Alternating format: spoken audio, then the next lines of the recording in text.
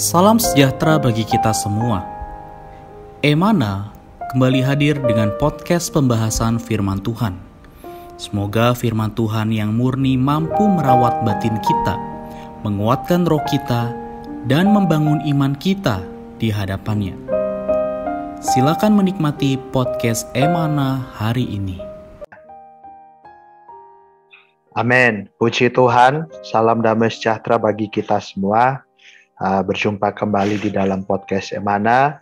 Kita akan bersama-sama kembali bersekutu, kembali bersama-sama datang menikmati firman Tuhan. Puji Tuhan untuk persekutuan kita hari ini sudah meluangkan waktu dengan kita Saudara Moses. Halo Saudara Moses, selamat bergabung kembali. Puji Tuhan, Saudara Stephen, ya sudah cukup lama kita tidak Amen. ini ya renungan bersama. Puji Tuhan. Amin. Amin. Terima kasih Saudara Moses sudah hadir. Nanti selanjutnya akan ada waktu lebih banyak untuk bersekutu. Saya ingin terlebih dahulu mengingatkan kembali saudara-saudari bahwa untuk porsi persekutuan kita hari ini adalah diambil dari Kisah Para Rasul pasal 10 ayat 24 sampai 48 ya. Jadi saudara-saudari boleh meluangkan waktu untuk membaca porsi ini. Karena bagian yang akan kita bicarakan ini adalah bagian yang diambil dari porsi ini.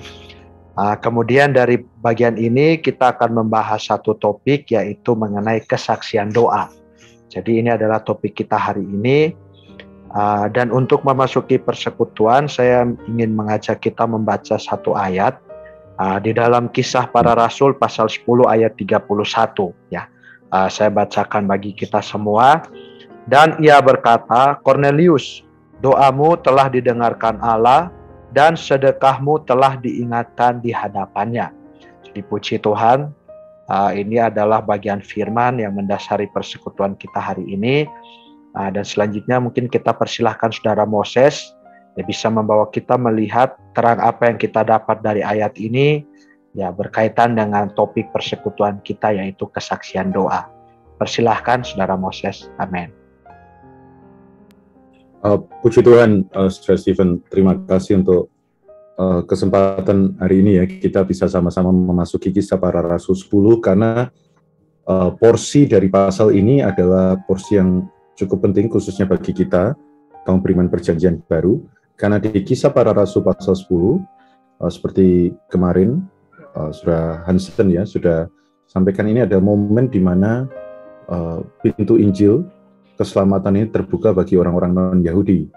Dan puji Tuhan, Tuhan memakai Petrus untuk membuka kunci ini, sehingga hari ini kita bisa berbagian di dalam kerajaan. Dan Petrus bisa Tuhan pakai adalah karena dia berdoa. Dia berdoa, dan waktu dia berdoa Tuhan menampakkan ya wahyunya. Tapi puji Tuhan, bukan hanya Petrus yang berdoa, tapi hari ini kita lihat di sisi lain, ada perwakilan dari kita orang-orang non-Yahudi yang diwakilkan oleh Kornelius itu juga orang yang berdoa. Jadi bukan sebuah kebetulan ya bahwa Petrus berjumpa Kornelius karena di satu sisi Petrus berdoa, di sisi lain Kornelius berdoa. Ya. Ini menarik sekali. Saya mau bacakan satu ayat sebelumnya dikatakan bahwa jawab Kornelius, ini di ayat 30 ya, 4 hari yang lalu kira-kira pada waktu yang sama seperti sekarang, yaitu jam 3 petang, ya, jam 3 petang, aku sedang berdoa di rumahku, tiba-tiba ada seorang berdiri di depanku, pakaiannya berkilau-kilauan. Jadi dia sedang berdoa, kemudian datang seseorang yang berkata, Kornelius, doamu telah didengarkan Allah, dan sedekahmu telah diingat di hadapannya. Jadi dari sini, saudara-saudari, kita bisa melihat betapa pentingnya doa. Ya. Karena doa, Petrus bisa pergi. Karena doa, Kornelius bisa menerima. Petrus bisa pergi memberitakan kepada orang non-Yahudi, itu ada sebuah langkah yang besar. Dan bagi Kornelius bisa menerima Injil sebagai orang non-Yahudi, itu juga perkara yang lebih besar lagi. Jadi, semua ada jalan ketika ada doa. Amin. Puji Tuhan, Saudara Stephen. Amin. Terima kasih, Saudara Moses. Kita jadi diingatkan kembali ya saudara-saudari mengenai pentingnya doa. Ya, kita melihat bahwa pekerjaan Allah itu bisa dilaksanakan, bisa digenapi juga adalah melalui perkara doa. Selanjutnya mungkin kita akan melanjutkan. Tadi Saudara Moses sudah menyebutkan mengenai teladan atau kesaksian doa di dalam Kisah Para Rasul, ya, yaitu ada Petrus, kemudian ada Cornelius, ya. Nah, yang selanjutnya mungkin apakah Saudara Moses juga, mungkin ada orang bertanya-tanya, itu kan kesaksian di dalam Alkitab. Nah, apakah Saudara Moses mungkin bisa membantu kita melihat apakah ya di dalam kehidupan orang Kristen, ya, selain yang dicatat di dalam Alkitab, apakah ada ya orang yang memiliki kehidupan doa yang bisa menjadi teladan dan mungkin merupakan satu kesaksian yang mendorong kita untuk juga bisa menjadi orang yang berdoa. Amin. Amin. Ya, kalau kita melihat memang di dalam kisah-kisah sejarah gereja, ya, ada berbagai banyak orang-orang yang Tuhan pakai memang diawali dari penghidupan yang berdoa. Ya, mulai dari para kaum evangelis penginjil, ya, dari Inggris yang mereka pergi ke seluruh belahan bumi, mereka memang adalah orang-orang yang suka berdoa. Kemudian kaum persaudaraan yang dimana membukakan begitu banyak visi wahyu, ya, di akhir tahun 1800-an, itu juga karena mereka suka berdoa. Belum lagi di awal masa reformasi ketika saudara-saudara melihat pentingnya keselamatan bukan oleh perbuatan tetapi oleh kasih karunia, ya, saudara-saudara tersebut seperti Martin Luther dan rekan-rekannya juga adalah orang yang berdoa. Jadi semua pergerakan Allah, saudara-saudara, pasti berhubungan dengan doa. Karena di mana ada doa, di situ baru Tuhan bisa bekerja. Tuhan sebenarnya bisa melakukan apapun, tapi Tuhan membatasi dirinya di dalam doa kita. Nah, contoh ada beberapa di bacaan hari ini, ya, di antaranya Saudara Watchmeni, dia pernah memberitakan Injil ke satu desa yang penuh dengan penyembahan berhala. Untuk supaya Injil ini bisa masuk, dia berdoa, ya, dengan satu situasi supaya hujan datang. Ini mirip dengan kisah Elia, ya, di dalam Perjanjian Lama. Namun ada juga contoh yang lain, yaitu seorang yang memang terkenal dengan doanya, yaitu penginjil bernama George Muller, ya. George Muller ini seorang yang dikatakan hampir 10.000 doanya dijawab Tuhan. Dia berdoa tuh, tiap doa dia catat. Begitu banyak doa-doa yang dijawab Tuhan, dan salah satunya adalah ketika dia harus melayani keluar negeri, melewati pulau dengan kapal. Waktu itu penuh dengan kabut, ya, kapal itu nggak bisa melabuhkan kapalnya ke daratan karena takut bisa karam. Tapi George Muller ini mendorong kapten dari kapal untuk tetap berangkat. Karena apa? Karena dia yakin bahwa akan ada tempat yang tepat, ya, untuk melabuhkan kapalnya. Dan betul, dia mengajak orang-orang di kapal itu berdoa, dan ketika kapal itu mau sampai ke tempat mereka melabuhkan, ya, sampai di tempat yang tepat. Jadi saudara-saudara, ini kesaksian-kesaksian ini begitu banyak.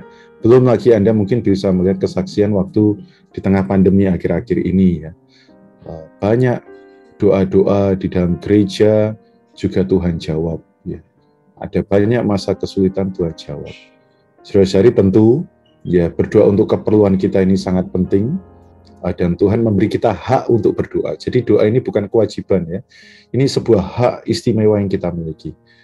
Tapi melalui doa kita juga bisa berbagian di dalam apa yang menjadi haknya Tuhan. Tuhan juga punya sebuah kerinduan. Tuhan punya sebuah kedambaan akan pekerjaannya, akan kerajaannya. Siapakah yang mau memikul itu di dalam doa-doa mereka? Nah, moga kita bukan hanya berdoa untuk apa yang menjadi hak kita, tetapi kita boleh satu langkah lebih maju. Mari kita mulai berdoa. Ya, berdoa untuk apa yang menjadi kepentingannya Tuhan, keperluan Tuhan. Sehingga satu hari kita akan dikenal, ya, bukan terkenal. Kita akan dikenal sebagai saksi-saksi doa. Orang tahu kita orang mengenal kita sebagai orang yang berdoa. Amin, puji Tuhan. Amin, puji Tuhan. Terima kasih Saudara Moses. Ternyata memang kesaksian doa ini bukan hanya yang dicatat di dalam Alkitab ya. Tapi kalau kita melihat sejarah gereja, bahkan mungkin kalau kita memeriksa pengalaman pribadi kita juga mungkin kita akan menemukan bahwa ada di antara doa-doa kita yang mungkin pernah dijawab oleh Allah. Namun saudara-saudari, poin penting yang saya tangkap di sini adalah doa-doa kita itu bukan melulus doa yang bertujuan ya untuk pemenuhan kepentingan kita, tetapi doa-doa kita itu harus dipertinggi ya, yaitu doa-doa yang berkaitan dengan keperluan Allah. Nah, saudara-saudari, kalau doa-doa kita adalah doa yang berkaitan dengan keperluan Allah, maka Allah pasti menjawab doa-doa yang demikian ya. Tentunya kita juga memiliki keperluan, tapi kita percaya bahwa kalau keperluan Allah terpenuhi, ya keperluan kita juga otomatis akan terpenuhi. Jadi saudara-saudara, kiranya persekutuan ini mendorong kita untuk menjadi orang-orang yang terus berdoa. Amin. Puji Tuhan. Saya rasa cukup sekian ya persekutuan kita. Dan untuk menutupnya saya minta sekali lagi Saudara Moses bisa memimpin kita di dalam doa. Amin.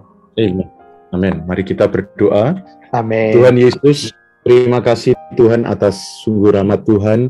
Amin. Untuk kembali diingatkan kami punya hak istimewa yaitu untuk berdoa. Amin. Mungkin Tuhan kami tidak menyadari betapa Engkau menjawab doa-doa kami. Amin. Namun melalui Tuhan kesaksian yang ada baik di dalam Alkitab maupun Tuhan teladan dari saudara-saudara kami di depan, Amin. yang Engkau kembali kami untuk menjadi orang Kristen yang berdoa. Amin. Terima kasih Tuhan, jaga kami semua. Amin.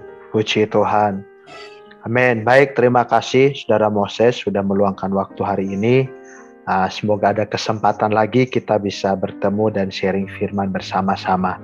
Amin. Juga untuk saudara-saudari yang menikmati persekutuan podcast ini, harapan kita ya tentu saja semoga firman Tuhan kembali menguatkan dan mendorong kita, terutama membawa kita maju di dalam penuntutan kita akan Tuhan. Amin. Puji Tuhan. Sampai di sini persekutuan kita, Tuhan memberkati. Amin. Amin. Tuhan memberkati. Amin. Sekian pembahasan firman porsi hari ini. Sampai jumpa di podcast berikutnya. Jangan lupa untuk download aplikasi Emana pada handphone Anda untuk manfaat yang lebih banyak. Tuhan Yesus memberkati.